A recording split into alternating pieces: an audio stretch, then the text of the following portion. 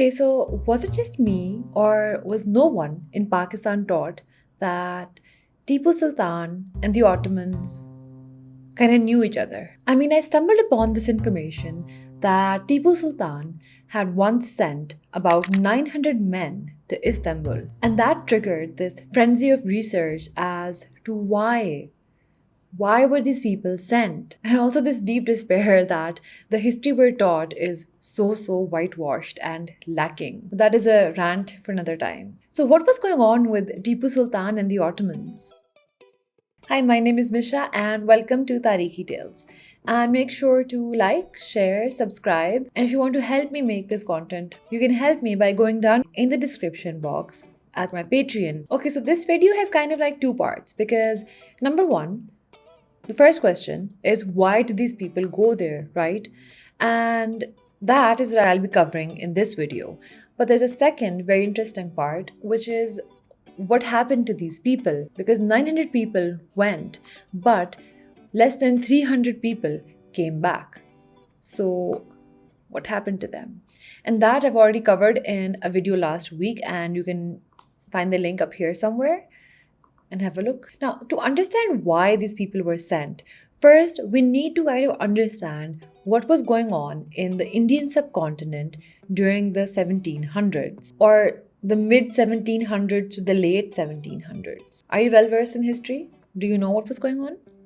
It's okay. If you don't, I'm just going to give you a little recap. From the 1500s onwards, the Mughals were kind of ruling the majority of the Indian subcontinent. Different areas were conquered at different times, and still there were a lot of independent states that existed throughout India because historically the subcontinent has never been one entity. But by the mid 1700s, chaos was kind of ruling India because suddenly there was this shift in power, and the Marathas and the British kind of took big chunks of land from the Mughals. The Sikh Empire rose as well. So there were a number of different empires that erupted, and the Mughal Empire was confined just to Delhi. It was during this time of political turmoil that the South Indian state of Mysore was also making its mark.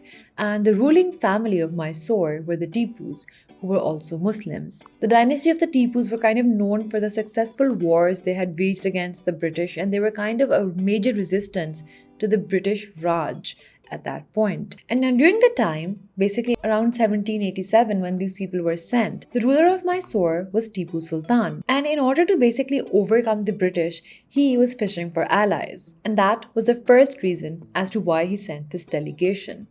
Allies. It wasn't just the Ottomans that he had reached out to. He was reaching out left, right, and center. He sought friendship with France, with the Ottomans, with Oman, with Persia, with Afghanistan, and several other countries. Now, one thing to note that within this story, religion was also a big contender. The Mughals were predominantly Muslims, and as I mentioned, so was the family of Tipu Sultan and Tipu Sultan himself. And now within the same time frame, as we know, also existed another massive Muslim empire, which were the Ottomans. But they weren't just that.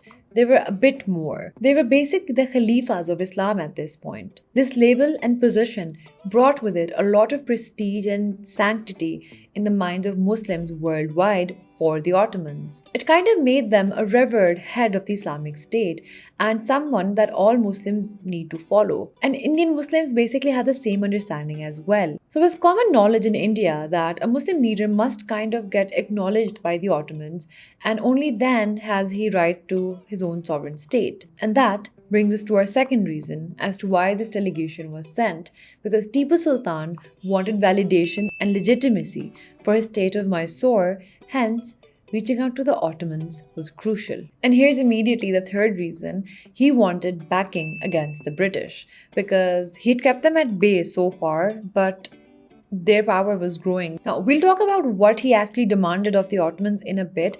First, let me tell you a little bit about those 900 people. This delegation was sent under Ghulam Ali Khan via Muscat, Basra, and Baghdad. Almost 900 people were sent, but only 300 were taken onwards from Basra to Istanbul, and it took these people more than 2 years to arrive from Mysore to Istanbul. Another thing Tipu Sultan was interested in was to kind of get trade privileges from the Ottomans, and he wanted these on a reciprocal basis, basically meaning that we'll both do something for each other to kind of pay for things. What he proposed was an exchange of ports. He wanted the Ottomans to be able to use the port of Mangalore on the Indian Ocean side, and in return, he wanted access to the port of Basra. In addition, he also wanted the Ottomans to kind of send military technicians, part of their armies, and support Tipu Sultan's army in Mysore.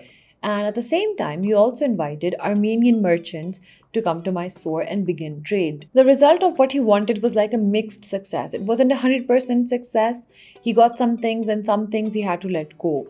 At this time, the ruler of the Ottoman Empire was Sultan Abdul Hamid I. He took care of Tipu Sultan's first desire, and he basically acknowledged him as a sovereign and allowed him to strike coins in his name, which is kind of an indication of being a sovereign ruler at that time. There's at least a couple of Ottoman documents that are found which kind of mention that when the 900 people were sent to Istanbul, they included obviously army officials, and Tipu Sultan made sure they're very highly organized and they were doing their drills. And there were also events where they could show off their archery, their shooting, and other things. And this kind of greatly impressed the future king, who's at now Prince Saleem. So at this point, a lot of things were going on. The Ottomans were kind of engaged with an issue with the French, and on the other hand, as I mentioned, Tipu Sultan was reaching out to the French for help. So the military aid and everything that he wanted in that respect kind of died down. All he got out of this was being acknowledged as a sovereign, and maybe cultural exchange, because so many people went there and then learned new things, brought it back. But that's not important to the political agenda. But things kind of pick up again when a new Ottoman emperor comes into place. Now, almost a decade later, the new emperor, Saleem III, basically reaches out to Tipu Sultan himself. And at this time, the political climate has completely changed. When Saleem comes into power, the Ottoman Empire is already at war with the Russians, the Habsburgs, and also the French, because the French have now invaded Egypt under Napoleon. So a lot is going on, right? Right now, we're talking about the very end of the 18th century, which is 1790, 1798 almost, right? And at this time, while the Ottomans are busy with all those wars and they're standing against the French, the Russian, and the Habsburgs, down in India, in Mysore, something different has happened. Tipu Sultan is now allied with Napoleon, the French, and they're in contact. They're basically talking to each other. And before Napoleon set out to kind of conquer Egypt, he's made sure that Tipu Sultan is vouching for him, and that when he needs help, Tipu will be helping him out. And this kind of alarms the Ottomans. And not only that, the British, who were now in India, and also they had ambassadors present at the Ottoman court, kind of saw this as an opportunity, because these two Muslim leaders are now standing with opposing allies, right? One is against the French and one is with the French. The British kind of persuaded the Sultan Saleem III to write a letter to Tipu Sultan and to dissuade him from joining the French, because the British saw a couple of things: that firstly, the French is also their enemy, and secondly, if the French and Tipu Sultan actually managed to get together in India, then that is havoc for the British. Now, the letter Saleem actually wrote to Tipu Sultan basically was written like used all the powers that he had as a caliph, as a khalifa, and he basically told him that, look, the French have violated the land of Egypt, they've broken the peace, they've invaded Egypt. And then he warned Fateh Ali is the name of Tipu Sultan, that the real goal of these infidels is to basically remove all Muslims from the face of the earth, and you're being misled, and you should really back off with this agreement that you have with the French. He also talked about how this revolutionary new France kind of goes against everything, because it denounces God, denounces religion, and in a way would be ending all kings in the world. He also talks about how the Frenchmen are basically plunderers and liars, and how they even overran the dominions of the Pope himself. So, if he doesn't respect them, how little respect must he have for the Muslims? This is all from the letters that Sultan Saleem wrote to Tipu Sultan. Saleem goes on to mention that it was the Muslims, the Ottomans, that had basically sent help to Venice, where the Pope was and all of this occupation happened. They had basically sent help to Venice and they kind of, helped out the Pope when he needed it the most. And obviously, because he realized that Tipu Sultan has issues with the British, he doesn't just say that, just get along. No, he says that I get that you have issues with the British, and I get that that's why you're with allying with the French. So tell me, what issues do you have with the British? And I'll kind of convey the message and I'll tell them to back off. There is a reply that Tipu Sultan sends to this Ottoman king for this letter, but unfortunately I do not have a copy of that and I couldn't find it anywhere.